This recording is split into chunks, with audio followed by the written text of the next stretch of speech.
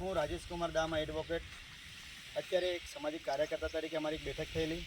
અને ઝાલિયા પ્રાથમિક શાળામાં બેઠક કરતાં અમને અહીં ઝાલિયા ગામથી જે જાણવા મળ્યું કે અહીં એ સર્વ નદી એ બાળારામ તરીકે ઓળખાય છે અને આ ઝાલિયા ગામ અહીં સામે દેખે છે આ રોડ અહીં અંબાજી હાઈવે રોડ આવેલો છે અહીંથી ફક્ત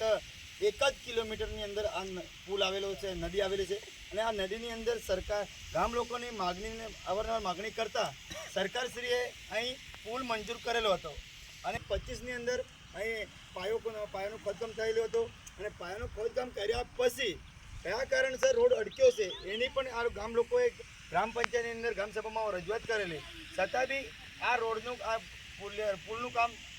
કરવામાં નથી આવેલું અને આના લીધે છેલ્લા ઘણા વર્ષોથી અહીં ઘણી બધી જે 108 જેવી સેવા પણ નથી મળતી અને અહીં ઝાલિયા ગામના લોકોને મજૂરી જવા માટે રોડ નથી એટલે મજૂરી પણ નહીં જઈ શકતા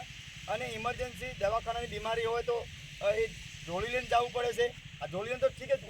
ઉનાળાની શિયાળામાં જઈ શકે, પણ જ્યારે નદી ફૂલ ચાલતી હોય ત્યારે ડિલિવરી જેવા પણ ઘરમાં ડિલિવરી થાય ત્યાં અમુક ભોગ બનતા હોય અને મોતના ભેટવું પડતું હોય છે.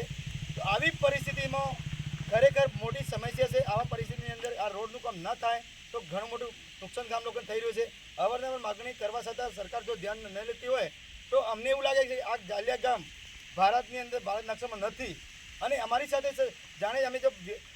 આઉટ કન્ટ્રીના હોય એ રીતે અમારી સાથે ભેદભાવ રાખ્યો છે. તો એ અમારા ગામ લોકોનું કહેવાનું એવું છે કે આ તાત્કાલિક ધોરણે આ રોડનું કામ કરવામાં આવે તો જ અમને અમારા બાળકો અહીં સારી રીતે ભણી શકે અને રોજગાર પણ મળી શકે અને અમારી 108 જેવી ગામની અંદર 108 જેવી ગાડી આવશે તો અમને ઇમરજન્સી સેવા પણ લાભ મળી શકે.